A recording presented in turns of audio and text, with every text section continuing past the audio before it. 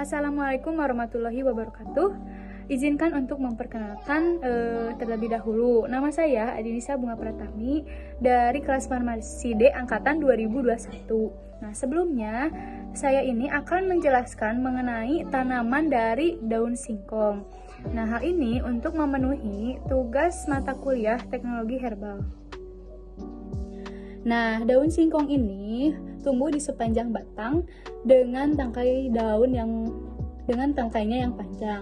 Nah, daun singkong ini daunnya itu berwarna kehijauan dan tulang daunnya majemuk dan menjari. Nah, kemudian di dalam daunnya itu berbentuk menjari dengan anak daun berbentuk elips yang berujung runcing. Nah, terus warna dari daunnya itu muda hijau kekuningan atau hijau keunguan. Nah, jadi si tangkai daunnya juga memiliki panjang dan warnanya berwarna hijau. Nah, terus si tangkai daunnya itu bisa berwarna hijau, merah, kuning atau kombinasi dari ketiganya.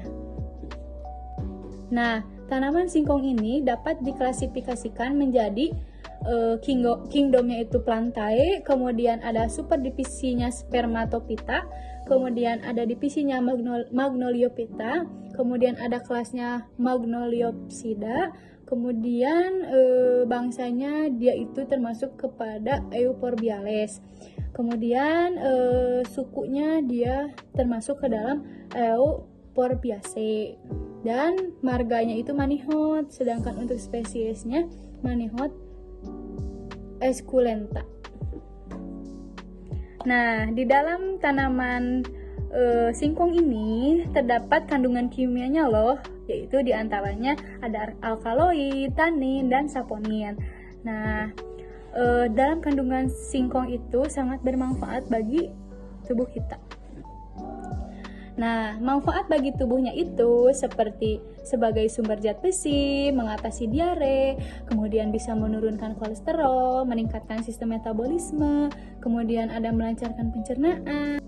Nah, di sini saya akan mengambil jurnal mengenai uji sifat fisik formulasi krim tipe air dalam minyak dari ekstrak daun singkong, yaitu Manihot utilissima.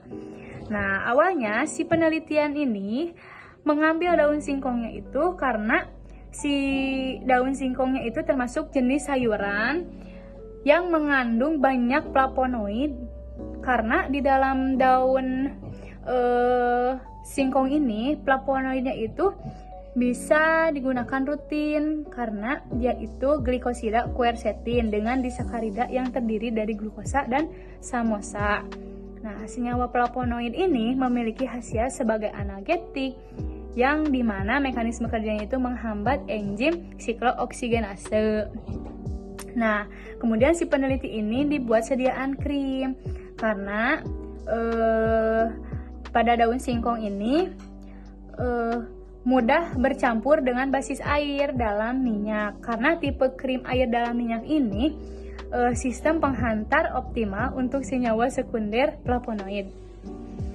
Nah, metode penelitiannya itu dilakukan di Laboratorium Fitokimia, Farmasi dan Farmaseutika Akademi Farmasi Al-Fatah Bengkulu pada bulan Desember 2017 sampai bulan Mei tahun 2018. Nah, alat yang sering dipakai yaitu yang biasa kita gunakan di laboratorium. Nah, bahan yang digunakannya itu yang pertama, terutama itu zat berkhasiatnya, yaitu daun singkong. Kemudian ada triethanolamin atau TEA, paraffin liquidum, kemudian ada asam stearat, aquades, oleum. Nah, kemudian ada oleum citrus, dan yang terakhir ada serbuk Mg. Nah, kemudian ada prosedur penelitiannya, yaitu yang pertama rancangan formula. Nah, di sini di jurnal penelitian ini formulasi ekstrak daun singkongnya itu pada F0 itu 0, sedangkan F1-nya 1, F2 1,5 dan F3-nya 2. Nah, sedangkan untuk bahan lain itu dosisnya atau formulasinya itu sama semuanya. Nah, terus ada prosedur kerja formulasi krimnya. Biasa seperti kita melakukan di lab farmasi membuat sediaan krim.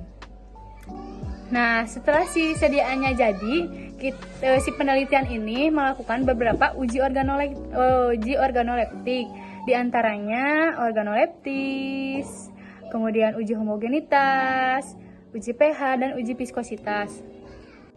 Nah, pada hasil evaluasi organoleptisnya dari sediaan krim ini terhadap keempat formulasinya, dari baunya itu menunjukkan memiliki bau yang sesuai dengan bau pewangi yang digunakan, yaitu oleum citrus. Nah, dengan adanya penambahan pewangi ini pada sediaan krim daun singkong, maka dapat menutupi bau yang tidak enak dari suatu krimnya. Nah, kemudian dari warnanya, adanya variasi ekstrak yang digunakan pada sediaan krim. Makanya terlihat adanya sedikit perbedaan intensitas warna yang berbeda pada setiap formula. Maka semakin banyak ekstrak yang digunakan dalam sediaan krim, maka akan semakin tinggi pada intensitas warnanya. Nah, kemudian krim yang memiliki warna yang paling pekat adalah krim pada formula 4F3 yang mengandung 2% ekstrak daun singkong. Kemudian ada F2 yaitu 1,5% ekstrak, dan F1 dengan 1% ekstrak. Nah, sedangkan untuk dosis F0-nya itu berwarna putih karena tidak mengandung ekstrak daun singkong.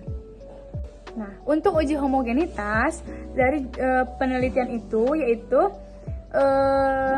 menunjukkan hasilnya itu selama 3 minggu, menunjukkan bahwa masing-masing si formula bersifat homogen atau si sedianya itu tercampur secara merata. Nah, kemudian ada uji pH. Nah, untuk uji pH pada penelitian ini, formulasi yang memiliki pH terkecil adalah formulasi F3. Hal ini bisa menunjukkan bahwa ekstrak daun singkongnya itu dapat mempengaruhi pH sediaan krim. Maka semakin tinggi konsentrasi ekstrak daun singkong, maka semakin asam pH pada sediaan krimnya. Nah, kemudian secara keseluruhan krim ekstrak daun singkong ini memenuhi syarat krim. Jadi syaratnya itu pada pH 6,93 sampai 7,25. Nah, kemudian ada uji viskositas. Nah, pada uji viskositas ini menunjukkan bahwa pada hasil pengamatannya itu setelah dilakukan pengamatan selama minggu ke-1, nah si ekstraknya itu mengalami penurunan. Kemudian pada minggu kedua dan minggu ketiga, setiap formulasi, hal ini bisa disebabkan karena faktor suhu dari penyimpanan krim. Nah, karena suhu merupakan salah satu faktor dari dapat mempengaruhi viskositas. Nah, jadi viskositas dari F0, F1 sampai F3 ekstrak daun singkong ini berada dalam range sesuai dengan nilai SNI-nya, sehingga krim ekstrak daun singkong ini memiliki sifat fisik kekentalan yang baik. Nah, jadi kesimpulannya dari jurnal yang saya ambil yaitu si ekstrak daun singkongnya itu dapat dibuat formulasi sediaan krim air dalam minyak. Nah, kemudian semua formulasi krim yang telah dilakukan itu telah memenuhi standar SNI. Kemudian krim tipe air dalam minyak dari ekstrak daun singkong ini bersifat fisik yang baik. Nah, sekian. Mohon maaf bila masih banyak kekurangan dari hasil pemaparan materi dari saya. Sekian dan terima kasih. Wassalamualaikum warahmatullahi wabarakatuh.